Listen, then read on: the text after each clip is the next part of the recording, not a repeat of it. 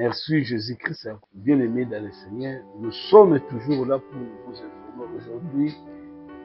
Encore nous continuons, n'est-ce pas vrai, avec notre message sur les 70 semaines prophétiques de Daniel. Et aussi, nous faisons aussi entrer directement 70 années de Jérémie le prophète, parce que nous avons un peu essayé de différencier ces deux choses-là. Quand on parle de 70 semaines prophétiques, il s'agit de délivrance ou de rédaction universelle. Donc c'est jusqu'à l'arrivée de Messie. C'est ça l'explication que l'ange, n'est-ce pas vrai, avait donnée à Daniel. Donc lorsque nous parlons de 70 ans de Jérémie, nous voyons la durée de l'exil où les enfants d'Israël, après avoir désobéi à leur Dieu, rejeté ses préceptes, Dieu les a abandonnés chez les païens. C'est ce que nous appelons l'état des nations. Il faut maintenant se diriger comme état des captifs ou à Babylone pour servir les Babyloniens sous la conduite de Nabuchodonosor. Et c'est là que Dieu va travailler avec Daniel comme état prophète des nations pour lui révéler une grande mission que le monde doit traverser jusqu'à loin le Messie. Et avant cela, nous avons un peu signalé quelque chose, quelques doctrines qui sont maintenant là dans les églises que nous prions aujourd'hui dans nos assemblées. Et ces doctrines-là, ce sont des doctrines démoniaques. C'est pourquoi dans notre vidéo qui peut dépasser, nous avons fait citer quelques doctrines. Entre autres, nous avons cité les vêtements cléricaux, le cléricalisme, le sacerdotalisme, la trinité, la prière adressée aux saints, les évêques ou pasteurs comme chefs, les termes laïcs, termes clergés, les grandes écoles de la formation spirituelle, la papauté, les célibats des prêtres, la dîme, les dogmes de l'habit de dimanche, et puis les célibats des prêtres, utilisation des icônes et des statuettes, et puis la messe. Donc ce sont des fausses doctrines oyo bato batiaki pour tout comment la modalité moko ba organiser messe. Comment messe occupe kozalaka organiser? Ça ce n'est pas de Dieu. Ça ce n'est pas de Dieu. Il y a un moment quelque part où nous prions et nous prions Dieu pour notre délivrance. Nous prions Dieu. Quelqu'un va dire, frère, au beau Sani, au bon de l'amour, non. Nous prions déjà avec le Saint-Esprit. Le Saint-Esprit est à nous. Si nous disons que Christ est Seigneur, c'est poussé par l'Esprit. Quand on dit que c'est poussé par l'Esprit que les hommes ont parlé de la part de Dieu. L'Esprit de Dieu habite à nous. Comment toi tu pries, Dieu t'invoque dans la prière, on te dit, on te souffle dans l'oreille pour faire au beau Seigneur pour bénir la monnaie. Non. Ça, ce sont les dogmes. La méthode qui va respecter, tu vas dans la modération, tu vas dans la moye, tu continues, la force doctrine. Les gens qui sont côté, il y a la doctrine de Mabé. Utilisation aussi des icônes et des statuettes. Beaucoup de choses, des icônes, des chapelets, beaucoup de personnes qui sont toujours dans maille. Maille n'a pas sopelo maille boye, c'est ça sa doctrine. On est allé la sorcellerie. Donc qu'on représente les amis de mon côté. Dieu est unique et on ne peut jamais représenter Dieu. Donc qu'on représente les amis na eloko mon côté, ni statut, ni quelque chose. Donc qu'on représenter nango Zambé. Non, non. Les chefs sur Dieu et on ne peut pas être là pour représenter Dieu à un objet, à une créature. Au monde d'église, nous sommes représentants il y a un taureau, nous sommes frère taureau pour l'éducation, les autres présentent Dieu, ils ont représenté Jésus-Christ dans n'importe quelle forme. Là, c'est une fausse doctrine. La considération bien aimée, pour éviter la doctrine et ma c'est pourquoi nous avons abandonné le peuple. Pourquoi? Parce que comment qu'il y a une représentation dans cette semaine, parce que Dieu n'aime pas ces histoires-là. Donc, la dîme ezali doctrine, n'est-ce pas vrai, fausse doctrine. Ils ont fait la fausse doctrine parce que bah apôtre tant bazo poser église batikala ata mokolo moko te au prélever dîme. Mais aujourd'hui et comment ezalaki une institution posée na ba romain pour na ko entretenir ba temple pe na ba clergé, n'est-ce pas, ba prêtre bon bazali ko sala musala na kati na église. La dîme, le don obligatoire fait au temple pour entretenir des prêtres et correspondait en principe à la 10e partie du produit de la terre et de l'élevage. La dîme était versée à l'église. Moutassala vous avez qui Cyprien de Carthage a botamaki na 200 à couper 258, il a fait 58 ans. Vers 3e siècle, de baïko organisé système de dîme parce que système de dîme aronique les gens qui ont la versé uniquement dans le temple de Jérusalem parce que c'est là que vous allez célébrer et c'est là que vous allez verser vos dîmes. Les gens qui ont la l'église de Jérusalem place où ils allaient qui lieu disposé pour embrasser la dîme pour l'holocauste et pour l'offrande parce que dans le temple ils allaient qui n'a hôtel de rein pour boulir ya holocauste ezaki na kive de rein, n'est-ce pas, pour na kosukola maboko ezaki ko représenter modèle ya tabernacle na désert ya monde place wana nzeza olobaki na lieu oyo nga na kopona. C'est là que vous allez maintenant verser vos dîmes, le lieu où moi je choisirai. Autant que mon Deutéronome chapitre 14 verset 22. Tu lèveras la dîme de tout ce qui produira ta semence, de ce que rapportera ton champ chaque année, et tu mangeras devant l'Éternel ton Dieu, dans les lieux qu'il choisira pour y faire résider son nom. La dîme de ton blé, de ton mou, de ton huile et de ton premier-né, de ton gros et de ton menu bétail, afin que tu apprennes à craindre l'Éternel ton Dieu. Yoka. Peut-être lorsque l'Éternel ton Dieu t'aura béni, le chemin sera-t-il trop long pour que tu puisses transporter la dîme à cause de ton éloignement du lieu qu'aura choisi l'Éternel ton Dieu pour y faire résider son nom. Jésus 28. Au bout de 3 ans, tu sortiras toute la dîme de tes produits pendant la 3e année et tu la déposeras dans tes portes. Alors viendront avec toi l'étranger, l'orphelin et la veuve qui seront dans tes portes. Ils mangeront et se ressaisiront afin que l'Éternel ton Dieu te bénisse dans tous les travaux que tu entreprendras de tes mains. Voilà. Là, c'était la dîme là au bazaki kopesa na Israël. Et ça différent na oya ba Romain parce que pour les alaki balevi au bazaki na porte ba bazaki na héritage té. On a déjà répété plusieurs fois bazaki na héritage té. Ba Josué a sali séparation ya Cana, a eu une partie à terre, a pesi na River, a pesi na Ser, a pesi na Zabulon, a pesi na Gad, a pesi na Nephtali, a pesi na Ephraim, a pesi na Manassé, a pesi na Benjamin. Bango nyonso 12 bazwi mabele parce que bakolona bakosala bilanga misala bakotravaille pour bazwa mbongo balona baepreuve mais na balevi apesi bango eloko moko te. Babibli bakovivre nde pembeni na nani na bandeko na bino bango soki basali bilanga mwa 10e bapesaka bino te soki wana te ezaka na balevi bazaki kwa bavinéral bato basalaka te bango bazaki na misala te eloko moko te bango bazaki sanse ya kolia di mpo akozwa mbongo wana soki azwi na dimi te ye asala mabele te bapesa eloko te.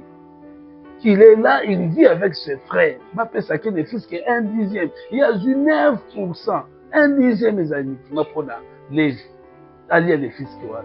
Et ceux qui la kawanate, babina chaque 3 ans année. Vous savez 3 ans à cours année. Vous savez la dîme beaucoup spécial. Oh dîme beaucoup pour 1/10 mes amis. Et vous savez pour la veuve. Baso ba couper la bibale. Mobala kufa. Moi ça soit la makasa pour ça le sous musala te a commis affaibli. Yende mutakolia dimi wana okopesa dimi wana na ba étranger. Un étranger aza na mboka azovivre mosala eza te, aza na bilanga te, aza na mabele te, akovivre ndenge nini bokopesa ye dimi wana akolia yango.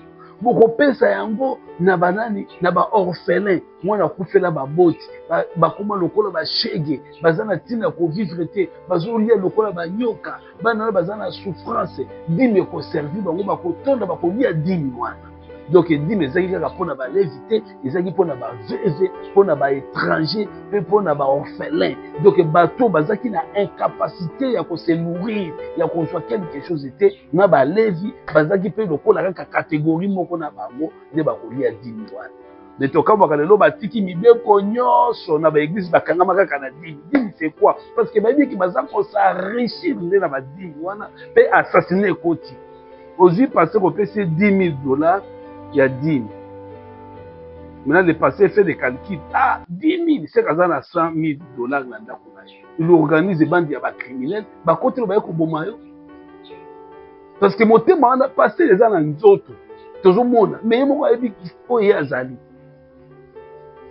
C'est pour il faut être prudent. Et puis dimi ezaki versé na mbongo te, ezaki na ba produit, soit na banyama, soit na produit de la terre au bilanga bato basalaki. Yango bato place totangi babi que même soki oza na distance omoniki comme par exemple to basaki ya bablé na yo mpona dimi eza na kilo okomema yango te, okoya na okoteka yango oye na mbongo ta okomi pembeni okosomba baproduit wana, n'est-ce pas? Mpe yango nde okoyebana koprésente baproduit na komaka dimi. Mais oyo tozoparle na dimi oyo ezosalema lelo eza dimi ya baromain. ezali mpona koentretenir baprêtre mpo baprêtre bazalaki bapesaki bango bacondition bokobala te. Baprêtre bazalaki interne bauti na baécole théologique batangi basilisi baza wana bakolia dimi wana. C'est ça c'est kozomona lelo oyo bodimi kopesa dimi te. Normalement baapôtre de Christ ntango bazopose église primitive na église ya baapôtre na mission apostolique bazalaki ata na besoin ya dimi te, bazalaki kovivre na bacollecte. Bacollecte ezali kosalema mpe na badon oyo ezali kopesama mpe badon wana ezalaki organise na service ya diakona oyo bazalaki kosala répartition ya batashe nyonso tu ya babesoin ya bato selon bosenga ya mutu moko moko. Ezalaki teke bazwi mbongo bapesi mutu moko Jacques atiango na poche na ye ake kolia yango na ndako na bana. Non, c'était pour servir à l'église. Bacollecte ezalaki kosalema. Parce que beaucoup de gens disent que non, parce que frère, ils sont pas bons parce qu'ils sont dans la voiture, na kolia nini. Non, ça vous a la place à dire, c'est un collecte, il va que tout le monde a besoin de bon sunganga. Je connais un pasteur, j'aime beaucoup ces pasteurs-là. Il a qu'il fallait atteindre le dimanche, mais samedi, azoé la bis pour kota qui ne koteya. Mutu kamoko ya taille na likolo na presque broyé. Babemi mbangu na hôpital batie plate. Mais moi te ya dimanche ezate. OK, bandi babi ke passer côté ya dimanche. Bata na dimanche ba dimanche on premier pasteur azabi pasteur. Oh sango yeke pasteur asalaka tinda le biso bata na hôpital. Ta ba ki kotala passer na hôpital, bi ba lobi biso ke ba oka kimbango non. Il faut tout ça là, tout service ya diaconat à s'organiser. A dit non. Passer le rôle à ça la kamoni toki botiki bonté. Tout ce des fils qui un moyen de déplacement. Un moyen de transport. Va s'organiser. C'est que pasteur ayeba. Ba pesi. Jour pasteur ayeko jonga après ce qui 3 mois il y a repos. Ayeko jonga l'église.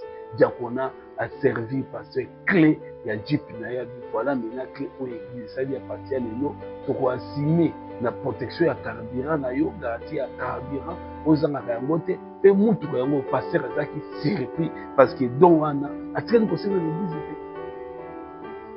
Donc toujours vivre na église non na badimi ça ba système beaucoup aronique ya kala et c'est sur na impact moko te et puis temple ça déjà détruit pour dire ko pesa ngwa na temple to fanda ka musika il faut même yango.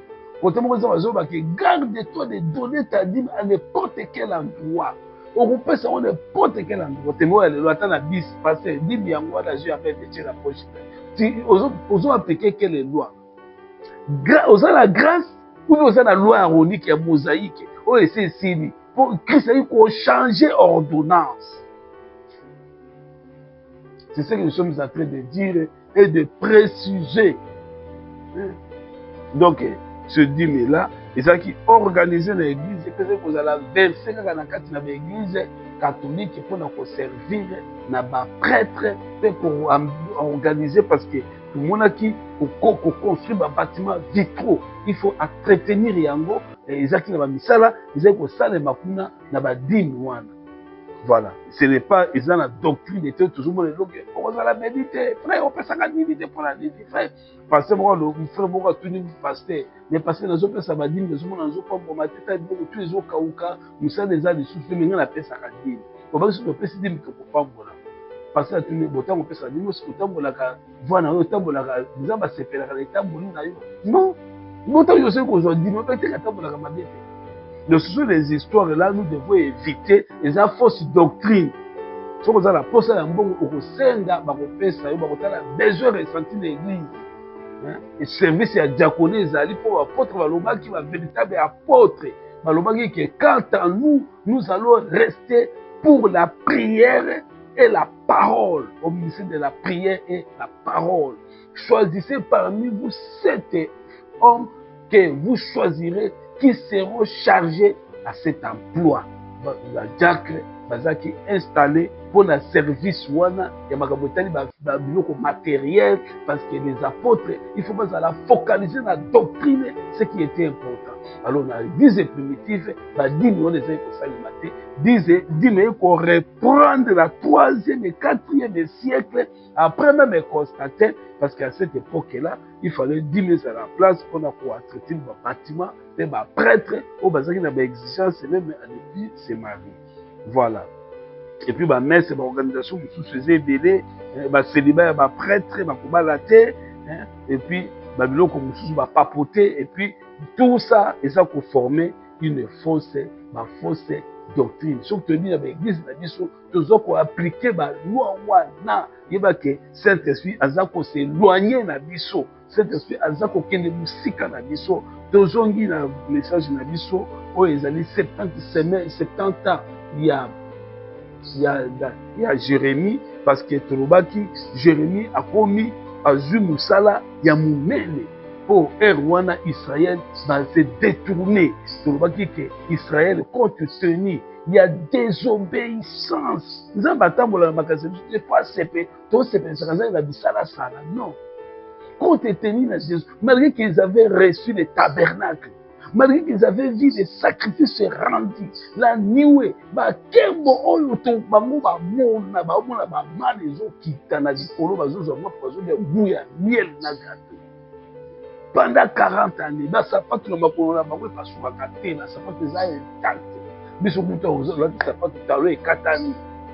Osambelaka bozozunga ndako nzale donc okoli eza te ozomona miracle te mais ozoko s'attacher na Nzambe par rapport ya bienfait ya parole na ye parce que nous serons enlevés toko nettoiement totangi awa ba père de religion totangi bango awa bazo topesa na ba date na bango okomona ke bazoumelaka na vite 60 ans 65 ans 58 ans âge moko ya mike bazokufa bazokende bachanger doctrine bakufi bake lokola bupepe.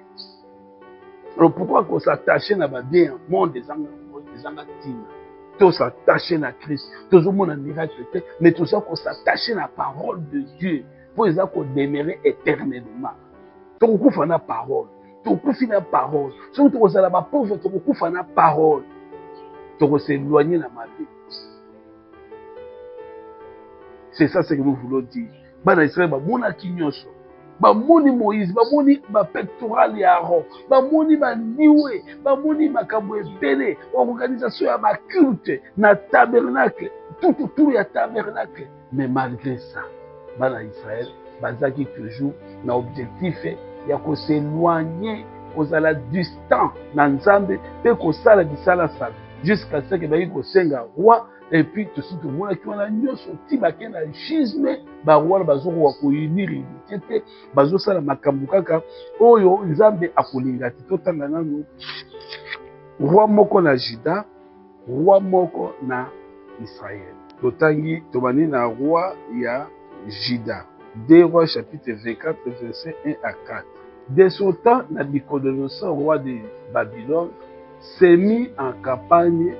Joachim lui fit assujetti pendant 3 ans, mais il se révolta de nouveau contre lui.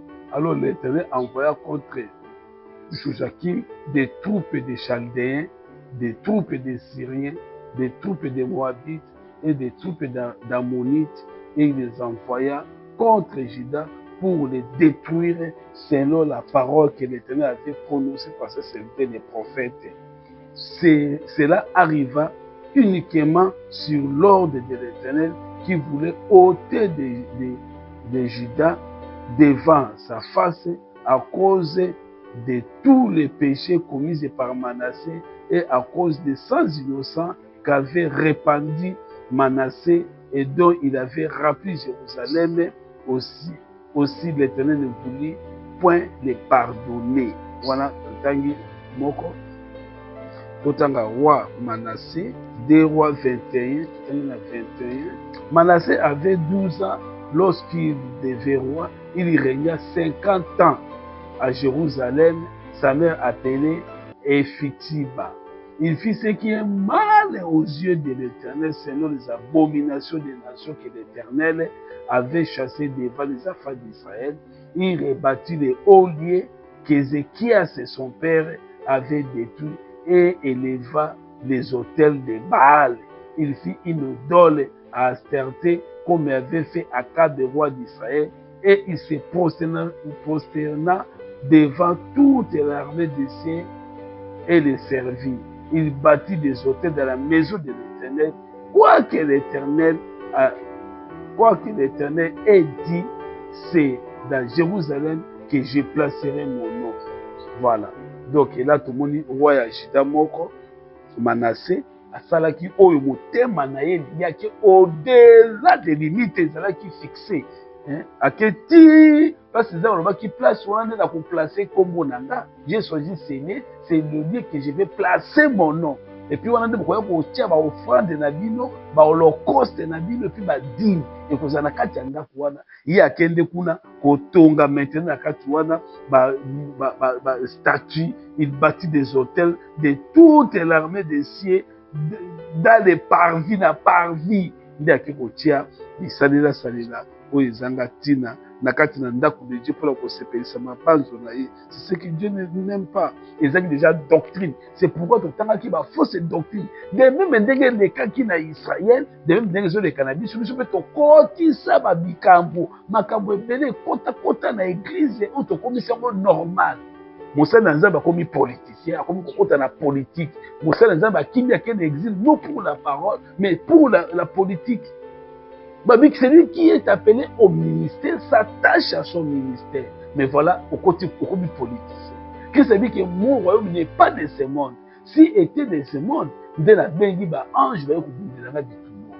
Donc, tout ça, tout ça, tout ça, la sujeté la politique.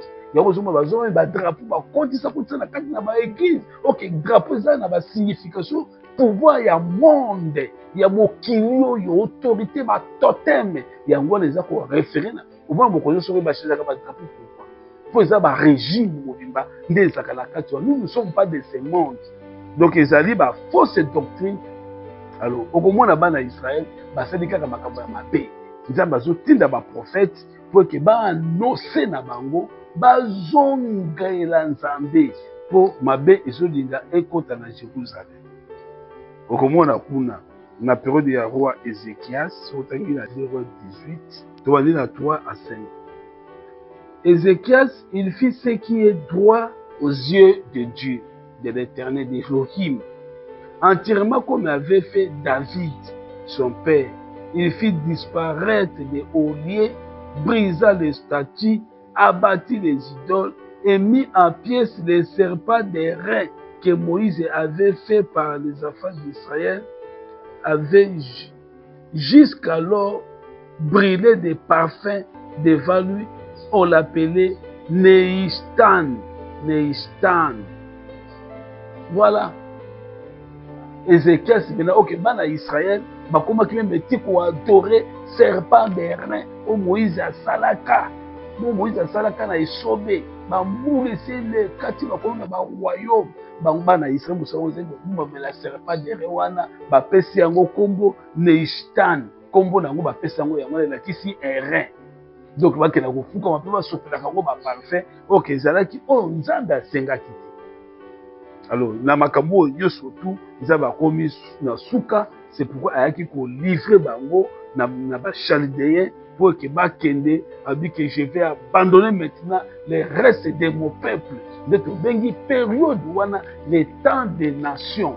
Nzambe sikoyo apesi mukongo soki totangi Osée chapitre 4.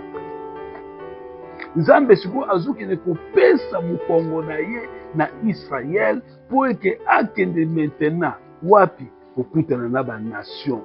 Dieu veut maintenant se donner aux nations. Nzambe azomona lisusu ndako wana te oyo batongaki na Jérusalem, azomona lisusu arche de l'alliance c'était Dieu maintenant veut maintenant sauver toute l'humanité, il veut utiliser toutes les nations. Osée chapitre 3 verset 4. Car les enfants d'Israël seront longtemps sans roi, sans chef, sans sacrifice, sans statut, sans effort et sans téraphine. Après cela, les enfants d'Israël reviendront et ils chercheront l'Éternel leur Dieu et David leur roi. Ils tressailleront à la vie de l'Éternel et de sa bonté dans la suite de temps. Donc, les enfants d'Israël seront maintenant abandonnés. Voilà tout le monde pour la temple. Jérémie contre la période de moko très farouche.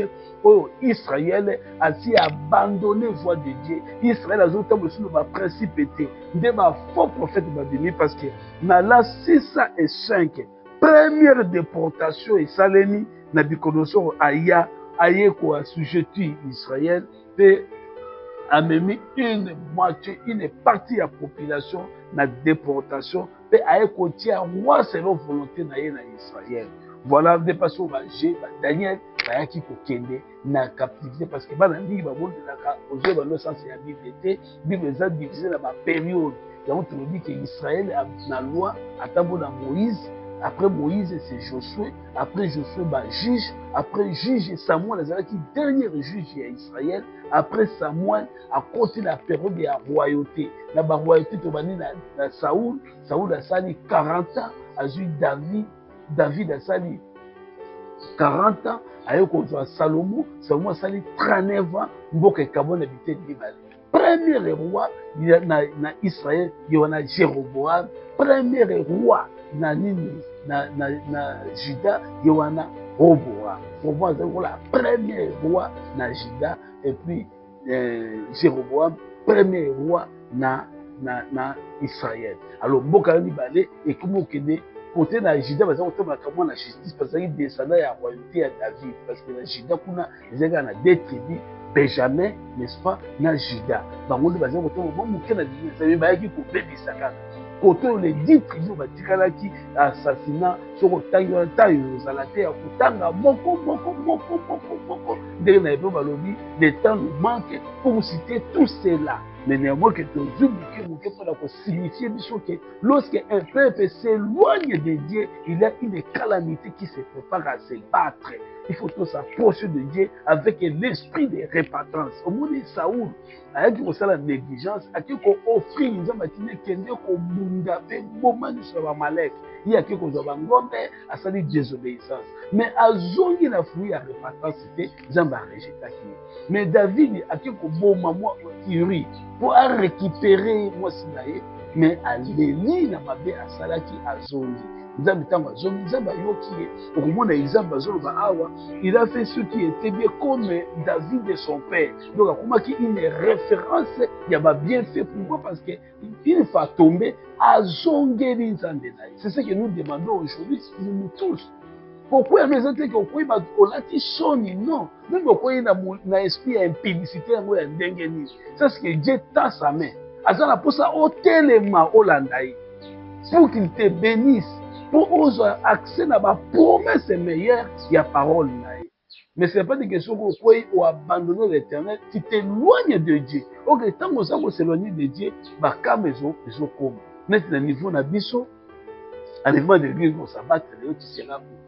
Nabango, ezaki na bikonoso, ezaki déjà préparé pour peuple azonga. Jérémie a soulevé son bazongela nzambe, mais bazolinga te. Joachim alinga bungana na bikonoso, Jérémie bisi tika ko bungate. Nzambe alobi mutu nyonso akobi tika librement na roi de bikonoso, pour na bikonoso na serviteur.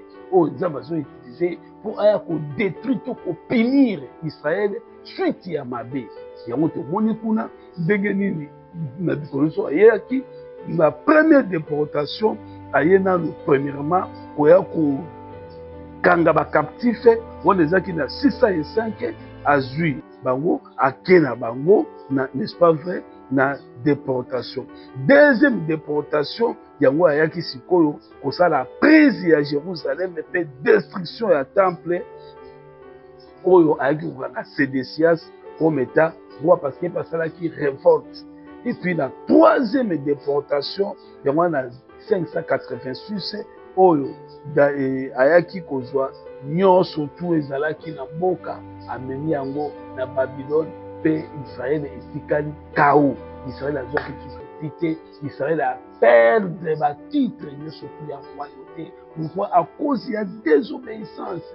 Nzambe asali ye malamu mais azokile kobumbemelaka na ye nde basati banini ya baerin baserepa de rein oyo babimisaka yango mpona kosignifier Christ na croix ye azokende koadore yango. Israël aza koséloigner na nzambe na mabe mais azozongelaka nzambe na ye te. Ok, Dieu veut que nous retournions à lui, tozongela ye pour que Dieu nous fasse du bien parce que nous avons les promesses les meilleures na bomoi na biso ezozela biso. Alors, tant Daniel, Jérémie a béni la période pour la conscience de sa parole, mais aussi parce que le peuple s'est éloigné de ma vie.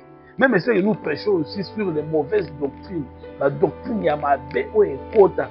Toi, tu crois qu'il y a un moment de changer l'église? Non. Parce que votre tirer la position, il y aura des gens qui vont me critiquer pour dire qu'il y a un non. Nous sommes là pour nous informer que nous tous aujourd'hui, nous faisons une famille, n'est-ce pas vrai, des sacrificateurs à cause des l'œuvre universelle accomplie sur la croix pour notre rédemption. Il nous a doté des pouvoirs, il nous a donné les droits des cités célestes. Les rideaux du temple ont été déchiquetés en deux morceaux pour nous faire entrer dans la gloire de Dieu. Un enfant de Dieu ne doit pas passer toute la journée sans pourtant lire la lecture, lire la Bible, parce que c'est ça sa force, c'est ça son soutien. Les enfants d'Israël furent abandonnés. Temple au basé comme les amis splendeurs et un monde, ma foulée on a pied par les nations. Et on te dit tant des nations, c'est-à-dire que Israël a commis abandonné et puis temple est commis par vie. Et comme il foulait na pied, lié ou bien qu'on lié très saint, ou souverain sacrificateur en exercice. Azaki na doit kokota kuna une fois kaka par an pour qu'on sala ba expiation na ye na kati na propitiatoire. Place où arche zalaki mukoroana et comme kinde site ya ba païen. Ba koti ba foulé en pied, ba koti tina liese, ba traverser par vie, ba koti na liese, ba ke tina lié très saint, secret o ezaki na kati mona heureusement arche de l'alliance ezaki disparu et mona ki li sous-souté. Ba porter ba chandelier ezaki ko éclairer, ezaki na côté méridional pour na ko éclairer na vers septentrion là où ezaki poser les tables contenant les 12 peu de propositions au ba souverain sacrificateur na ba sacrificateur ezaki ko tapona ko lia mona esika moko sanctifié mais mukolo wana ekomaki nde ensuite ya foulé au pied na ba païen à cause ya désobéissance. Pour le peuple de Dieu, bazoé bakozonga te. Et puis bazana la promesse ya lokuta, première déportation de 5605, mais ba prophète ko ba Anania ba bemi, ba mena ba roi, pona ko flatter ko ko bisa ko banga te, nzaba ko tika biso te, ba kozonga. Ba to ba ke ba déporter ba kozonga.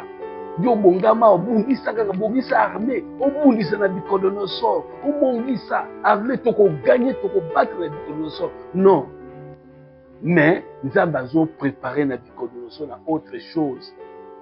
Tant que nous avons roi, Jérémie a pekisa que tous déjà dans l'état chaotique, c'est soumettre na roi parce que mboka oyo ils ont déjà livré na ba païen. Ils ont livré na ba païen. Nzamba ebisi Jérémie kende côté na strade na parvis crier à haute voix loba que ndaku o bozo mona ba ko détruire yango et kozala lisusu te ba ko détruire na ba babylonien ba ko détruire ndako à cause ya désobéissance na bino. Nde Jérémie ate koloba ke ndako bazo détruire yango Jérusalem ba ko zikisa yango na moto pour bino bolingi kozongela te nzamba sa poni serviteur na Nabucodonosor pour na ko exécuter tâche wana. Bien aimé, nous devons retourner auprès de Dieu. Les sous-monnaie à la sujet à éloigner la promesse meilleure de Dieu. Parce que nous avons des promesses meilleures. Vive les âmes poussées. Tout le temps, père religieux. Nous avons couvert la âge de 60 ans, 20 ans, 58 ans, à tiki ba loi, à tiki doctrine, mais à koufi. Mais aux vivants. Comme moi, dans le monde, la Bible dit que si vous avez des vêtements, cela vous suffit. Et l'ambanayo, ne vous inquiétez pas pour votre vie, ni pour votre corps, de quoi vous allez vous vêtir, de quoi vous allez nourrir. Car la vie est plus que la nourriture, et le corps plus que les vêtements. Nous avons pourquoi créer un biseau bien-aimé.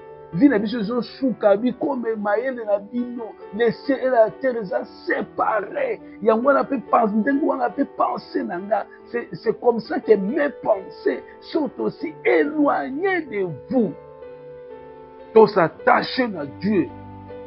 Jérémie a joué ça parce que bon que si était Camisa a bien sûr qu'on détruit mais ba faux prophète autour ya roi bazo flatter on a ko banga ces rois sédécias fanda zala bu pikiniki roi ba déporté ba kendaki ba ko zonga yo bongisa nde arabe pour ko combattre non toto sa parole de Dieu.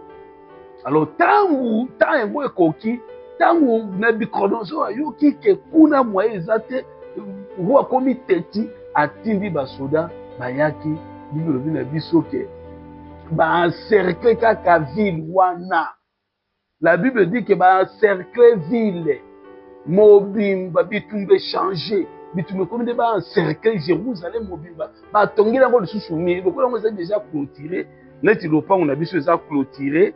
N'est-ce pas vrai? Bango pe baye ba sel sous deuxième clôture siko ba chaldéen ba soda ya Nabucodonosor ba fandi tout autour ba zili siko Jérusalem bitumbe comme nde ya bo na minduki tout bazaki fort kuna na kati ba soda sédécias makasi ezate kolia ba lebi loko ba provision esili ravitaillement libanda ezate bakangama na kati kuna ya Jérusalem bakomi kolia bandika bakomi kolia roi komi lokola mutupa roi baimilie roi komi mutupa meloko kolia na ndako ya roi ezate nzale koti na ndako ya roi kolia nini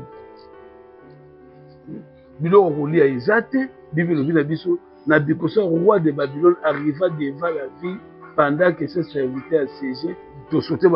Il brûla la maison de l'Éternel, la maison du roi et toute la maison de Jérusalem. Il livra au feu toutes les maisons de quelques importances, toute l'armée des Chaldéens qui était avec les chefs de garde, démolit les murailles, forma la sainte de Jérusalem. Nabirazadan, chef de garde, amena captif ceux du peuple qui étaient demeurés dans la ville, ceux qui s'étaient rendus au roi de Babylone et les restes de la multitude. Voilà.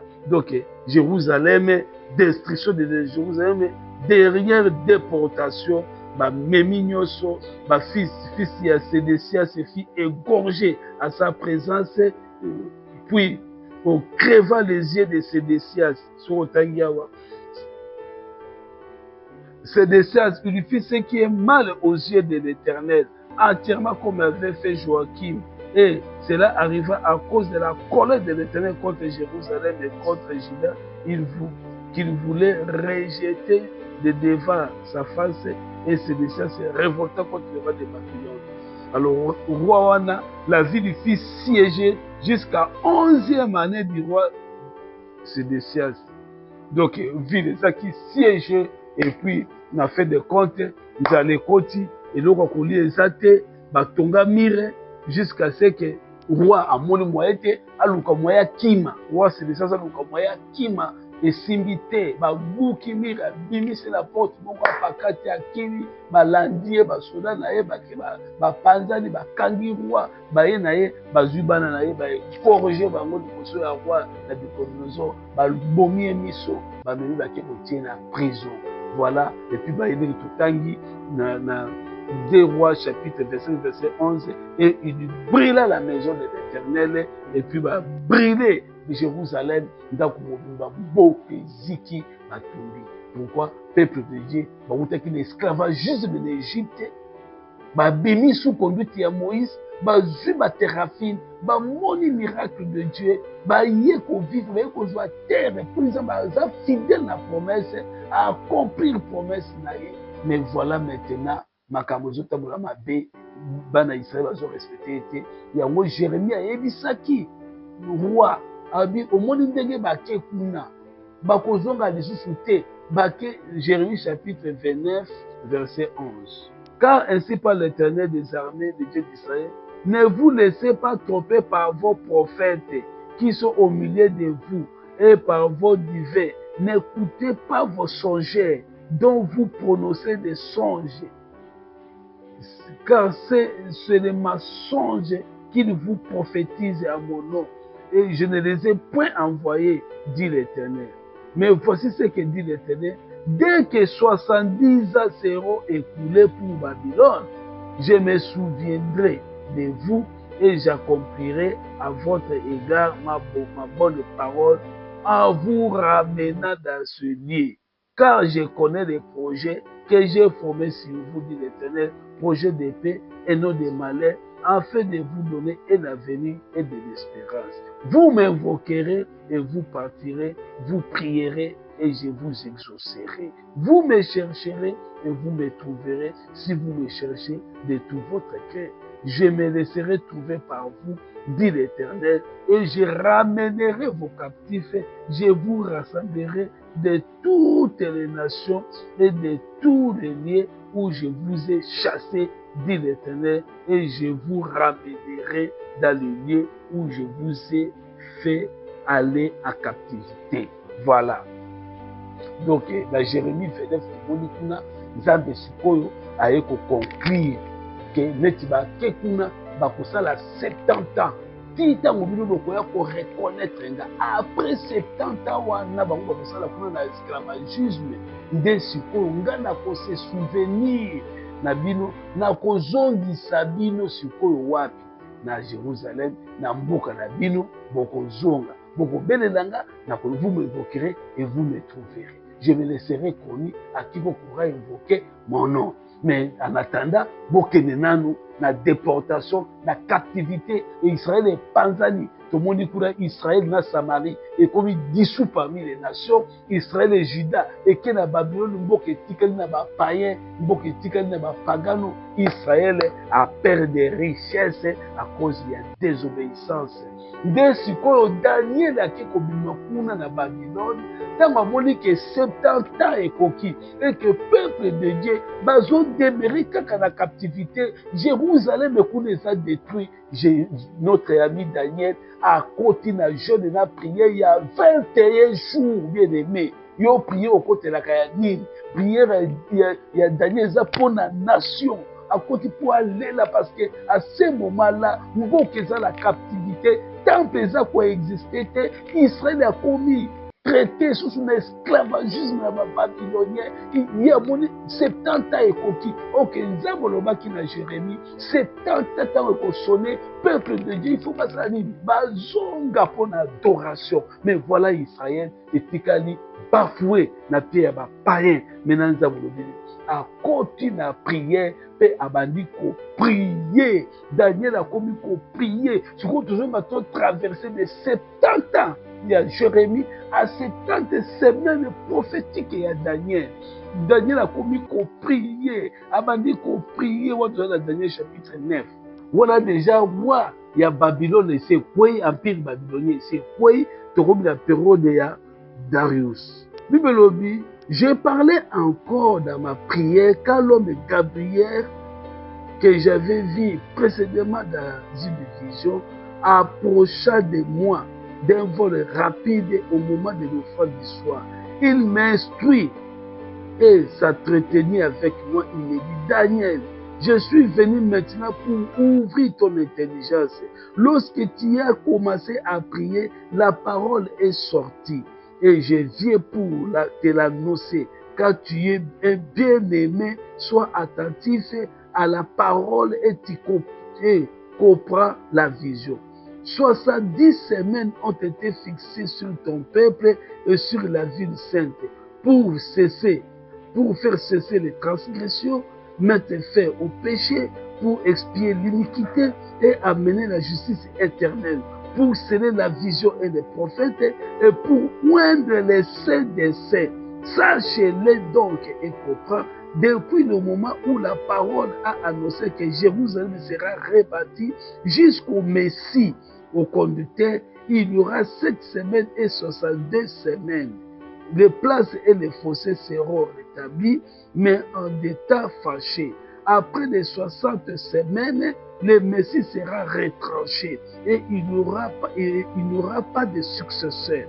Le peuple d'un chef qui viendra détruira la ville et les sanctuaires. Et la faim arrivera comme une inondation et il est arrêté que les dévastations dureront jusqu'au terme de la guerre. Voilà. On va continuer ça. Donc, j'ai bien aimé, merci beaucoup. Nous avons révélé à Daniel. Daniel a moni 70 ans et coquille. Peuple en la captivité, peuple en empire Médo-Perse pour la période de l'empire Médo-Perse, c'est la période du roi Darius. Parce que Daniel a traversé Nabucodonosor à Koufi.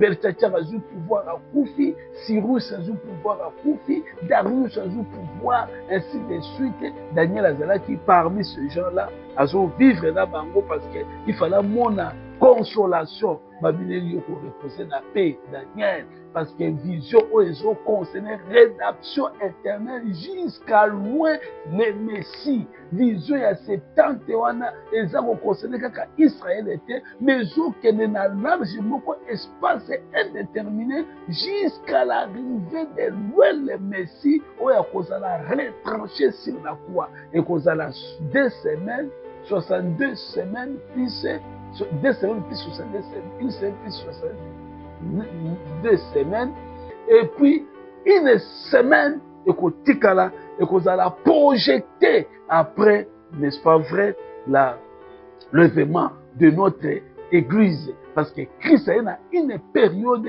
il y a 69e semaine de Christ, à Yébakina Kozala, mis à l'exécution sur la croix pour la rédemption éternelle. Voilà, le peuple de Dieu a commis déchiqueté. Israël a perdu des tentes. Il y a beaucoup de temps qui n'a osé. Alors, le peuple de Dieu restera longtemps sans effort, ni sacrificature, ni thérapie, ni culte. Et après cela, les peuples de Dieu me chercheront, m'invoqueront. Donc après cela, de bakoya kosonga, de bakoya bakoyoka nzambe. Yango appelle na Jérémie, alors dit que après 70 ans, je connais les projets que j'ai promis. Projets ça que Christ a régné comme étant roi d'Israël. Voilà, bien aimé dans le Seigneur, c'est que nous avons fait, nous voulons parler sur les 70 semaines, de côté sur quoi, dans 70 semaines, 70 ans, les gens qui peuvent permettre au peuple de Dieu de retourner dans le monde pour installer, pour rebâtir le temple. Et puis 70 semaines, les gens qui peuvent accueillir la rédemption éternelle jusqu'à l'arrivée du Messie. Voilà en quelques mots. Et puis, on va continuer prochainement tosengi olanda biso bien-aimé toza koexote na toutes sortes pour tobendo na mayele okopana yebi ke message okozala difficile pour moto akopana parce que motu aza siége na mensonge eza mpasi po abima tomoni baroi malgré Jérémie azoloba bango bazosala autre chose bazosepela na bafaux prophète baanania baprofétisele bango bamasolo ya lokuta oke Jérusalem eza na destruction oke temple de Dieu ezokende kozala détruit na bapayen mais bafaux prophète autour ya roi yango tomonaki kuna na cléricalisme babi na biso nini ezaki fausse doctrine oyo ezaki kopermettre n'est-ce pas vrai na baprêtre batika nano religion mosala na bango ezaki oyo babengamaki na yango mpo bakende koexerce rôle na bango na politique ezaki doctrine moko démoniaque c'est ce qui se faisait là-bas baprophète bakomi nde kozala tout autour ya roi mpona koporte na roi masonge aussi lotake mboka eza na ruine nde na télémission bien aimé tala nzambe na yo ata pasi ata bisengo c'est lui qui nous donne la vie c'est lui qui nous donne la paix abi je suis la vie et la vérité tokomona prochainement lundi prochain comment est-ce que tokoyebana kotraverser bapériode wana ya 70 semaines prophétique ya notre ami Daniel. Que Jésus-Christ notre héros Yeshua Mashiach vous bénisse au nom de Jésus-Christ. Amen.